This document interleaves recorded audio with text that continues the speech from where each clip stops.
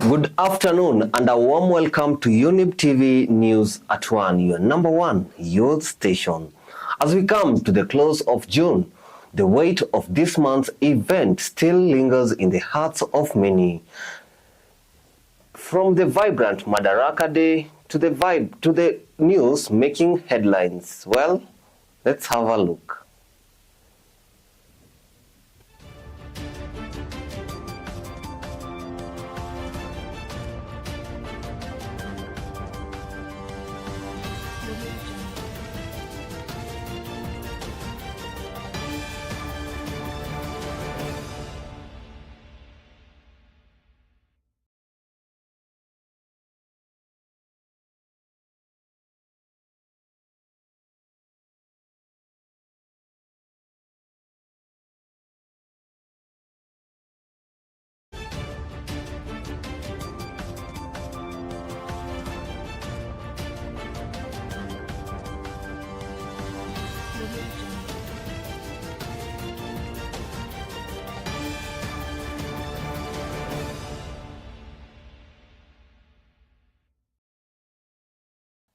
Kipchumba Murkomen, the Cabinet Secretary for Interior, declared yesterday that the demonstrations commemorating the first anniversary of the June 25th protest were acts of terrorism.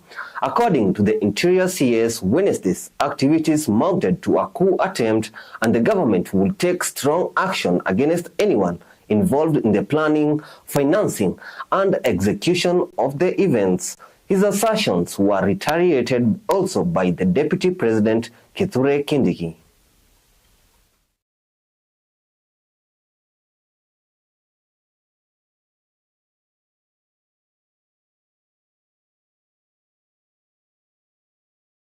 So this is nothing to do with protests. This is nothing to do with freedom of expression.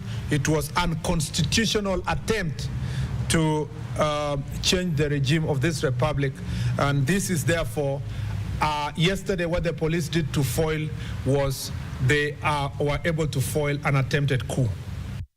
What happened was not spontaneous, it was not random, it was deliberate, it was coordinated, it was funded, and it was premeditated and politically instigated. The mobilized protesters, especially along Kiambu and Thika Road, were chanting it's time to take out power and occupy State House. The massive looting had a clear motive to cause fear and target properties of politicians and civilians allied to government and innocent civilians who were just going about their business. Going forward, the government of Kenya will do whatever it takes to make sure that what happened yesterday will never, ever again happen on the soil of Kenya. I want to assure you, on behalf of President Ruto, that we will not allow Kenya to go down the drain. We will not sit and watch Kenya burning and descending into anarchy. A country which burns courtrooms, a country which rapes its women, a country that robs innocent businessmen. Because we have seen, jana tumeona ya kwamba mipango ya terrorism, ya anarchy, ya chaos imepangwa kwa miezi kadhaa na wale ambao walifukuzwa kazi, watu wa roho chafu, watu ambao hawana maono, watu ambao wanaona Kenya na ukabila, watu ambao they think Kenya is a country of shares. Still on matters protest, a rule prohibiting live broadcasting of demonstrations by radio and television stations has been suspended by the Communications Authority of Kenya. Following a judicial review motion filed by the Kenya Human Rights Commission, the authority notified the public of the suspension in accordance with directions given by Justice John Chigiti on Wednesday. In separate motions, KHRC and the Law Society of Kenya also obtained orders to restore the signal of stations that had been deplatformed according to the CS directive. However, Kipchumba Murkomen, the CS of Interior, has declared that national security, not court orders, shall be the guiding principle of President William Ruto's administration.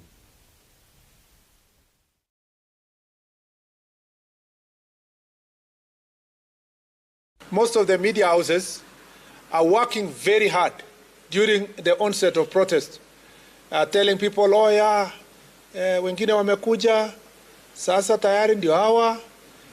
They interviewing people in the street, tell them, what do you tell those who are still at home? But what was even of greater concern to me is some of the media stations whose job was directing the protesters. And they are saying, oh, now they are in Thika Road. As soon as they converge with the ones in Kiambu Road, the possibility is that they will pass through Museum and State House will be very near. It is easy. I can suffer a court order. I can pay for a court order or so forth, but I cannot pay for people's lives when they die. And I cannot return back the nation. So I would rather appear before a judge in a still working country and explain why I made a particular decision than to doubt myself and say, I cannot make this decision, and then tomorrow there is no country. There is even no judge to explain to. This is really of great concern to me, that the media houses were expected to have self-regulation. Apart from, at the end of the day, even the media houses are doing business in Kenya. If this country bans, just because you wanted to sell newspapers, you wanted to do media engagement, it's a loss to everybody. That is really very irresponsible journalism. Of course, the gentleman from Standard knows that Standard now has stopped being a newspaper. The headlines for the last 2 months or 3 months have always been about security and insulting people.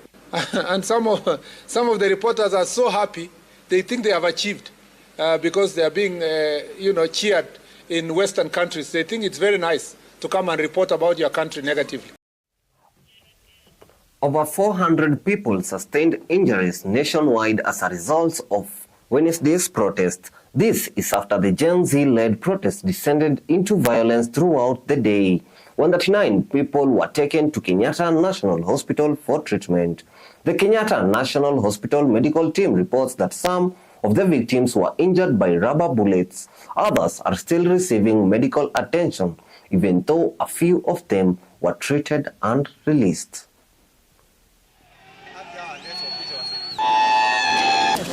We call on Kenyans to give information and to know that Justin Muturi and his commission and his commissioners, fellow commissioners, will soon be announcing where to be found so that people can go out there and begin to give real evidence so that we will then take a position with regard even to private prosecution. We can deal with the unresolved matters that have not been conclusively investigated. Whether we start with Musandu, we come to Jacob Juma, we come to Kenei, we come to Rivayala and everything else. Let these things be investigated by an open public inquest so that this is sort of twende mbele.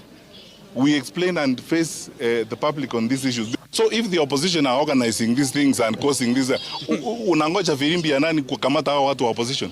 Kamata what? Yeah, if you have facts about it, you are saying so and so is funding this, so and so is funding, why are you telling us the story? We saw what happened when the Albert Ojwang demonstrations were happening. Even the goons themselves came out confessing. So please don't drag the opposition. Now, during the nationwide Gen Z protest on Wednesday, hundreds of stores and establishments in Nairobi were robbed, damaged, and set on fire. When the largely small-scale traders awoke, they were welcomed with burned structures, vacant stores, and stolen products valued at millions of Kenyan shillings. ATMs, banks, and supermarkets were also not spared. Nguo zenye zilikuwa zimefika hapa walitoa wakarusha nje, then zenye zilikuwa zinachomeka nje walirusha ndani ikawasha duka. Haja yao kubwa I think ilikuwa kuharibu, kwa sababu Hakuna vile mtu atakuja achukue mali ya dhamana ya pesa mingi alafu achome. Waliingia wakachukua malaptop, mashini, wengine wametoa hard disk. So ni kitu walikuwa wanajua Kenya wanafanya. They broke my shop, and then after looting, that's when they accessed the other side of my neighbor. After taking everything inside, they just put fire. Huku kulikuwa kuna robiwa all along na tukua tunaona hata polisi.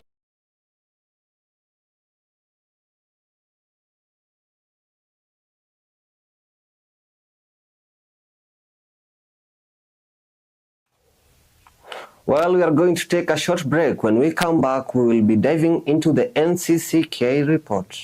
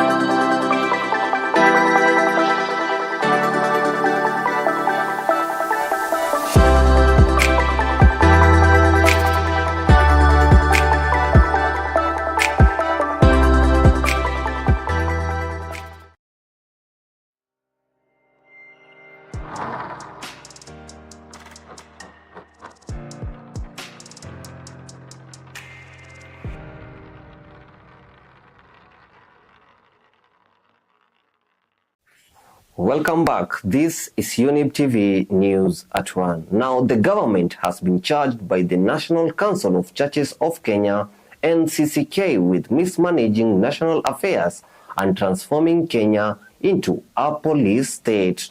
NCCK made a forceful statement pointing to an increase in kidnapping of critics and instances of police brutality during recent demonstrations.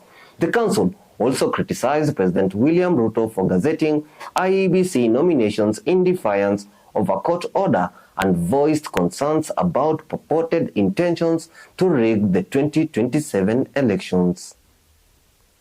Every social political model we have used shows a country that is right on the edge of disaster.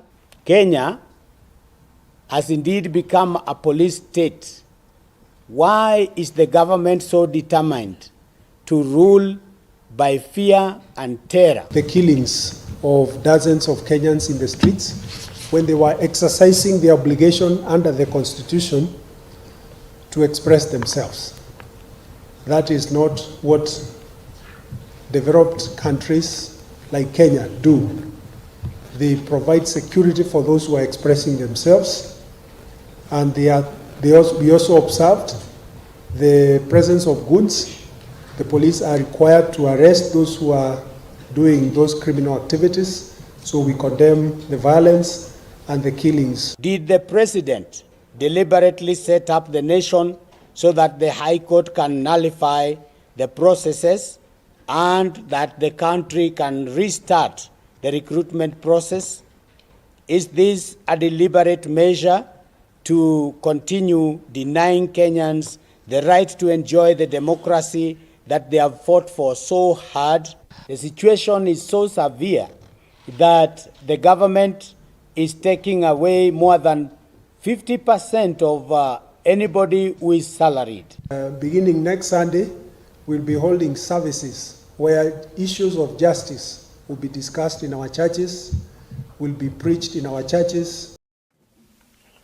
Now, with some county news, following a heated and disorderly meeting that was characterized by street fights, MCAs voted to impeach Governor Abdi Guyo of Isiolo, causing political unrest. Guyo has opposed the motion, claiming that it violates a standing court ruling and is unlawful.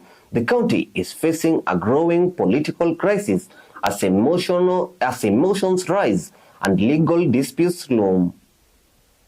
Kulikuwa na watu ambao ni kama kikundi ya watu ambao wametumwa na walikuja ghafla, watu walio na mapanga, mawe, kila kitu ambao silaha walikuwa nazo, na sisi hatukuwa na ile lengo la kufanya kitu yote ama kudhuru mtu yote. Tulikuwa tumeketi tu ghafla tukavamiwa na watu ambao tujua wametoka wapi. Na watu ni wakukuja, si wenyeji wa Isiolo. Hatuwezi sema ni akina nani.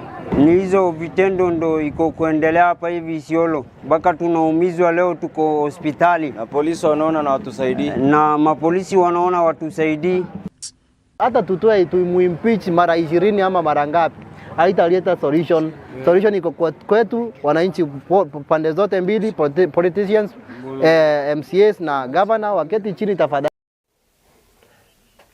Well, let's now shift gears to matters sports. Now, yesterday night, Faith Kipyegon attempted to run a mile in less than 4 minutes. However, she didn't make it. In pursuit of the historic achievement, the 31-year-old record holder ran 4 minutes in the ideal conditions at State Charlene in Paris, which was 1.22 seconds quicker than her own world record, because Kipyegon was aided by a group of male and female pacemakers and wore cutting-edge gear and footwear at the Nike-sponsored Breaking 4 event. The timing will not be recognized as an official record.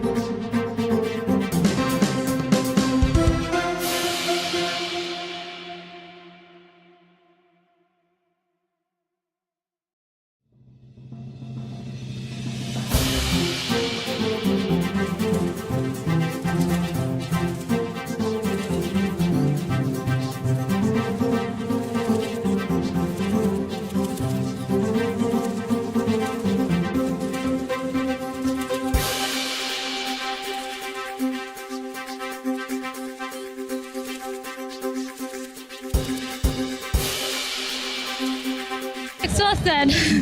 I'm tired. Yeah, but I feel good. I've tried. That is why I was coming here to, try to be the first woman to run under 4 minutes. But I've proven that it's possible. It's only the matter time, but I think it will come to our way. If it is not me, it will be somebody else. So, yeah, I know one day, one time, a woman will run under 4. I will not lose hope. I will still go for it. And if there is not something like this, the special one, I think in normal time or league or anything, I will still go for it. And I hope I will get it one day, one time. I want to thank all of you for coming, for cheering me up. This was really special. I did not expect to see many people, but I'm so grateful and have proved to the world that everything is possible, and Eliud did before, and I've proven that something special is coming. I think I will tell them we are not limited.